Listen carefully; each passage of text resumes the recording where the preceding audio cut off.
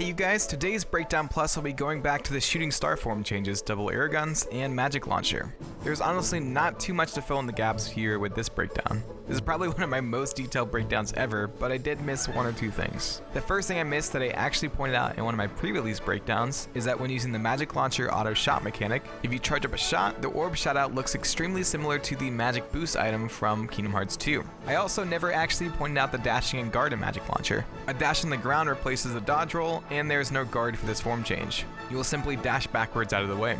With this being a magic form, I wondered if some of the attacks would be based on some kind of magic, but it seems like all the attacks are physical based since I never saw anything not damage the sorcerer. And that's literally the only things I could see that I missed, but I also didn't talk about my thoughts and opinions on these form changes or the strategy. Double Arrowguns is probably one of my favorite form changes. The ability to attack multiple enemies at once is so nice, and also being able to keep moving around during attacks without moving closer to the enemy is great.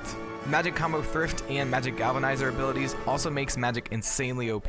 One thing I'm not a huge fan of is building the situation command for Magic Launcher while in double Arrowguns. Usually I'm not locked on, so my arrows are going everywhere and only connecting half the time, so I'm always just missing the Magic Launcher command.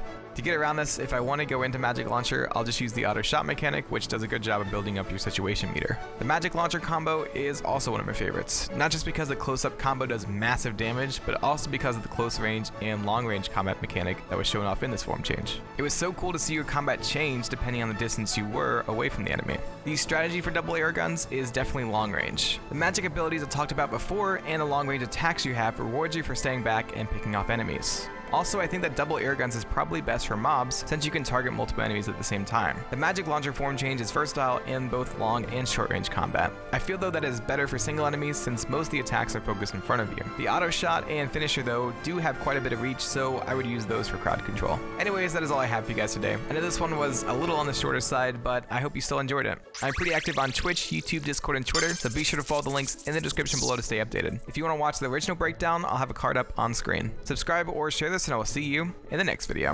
Also, if you want to see my breakdowns a day early, hear my thoughts on making these breakdowns, or see an exclusive stream each week, consider becoming a member. Click the join button right beside the subscribe button to learn more.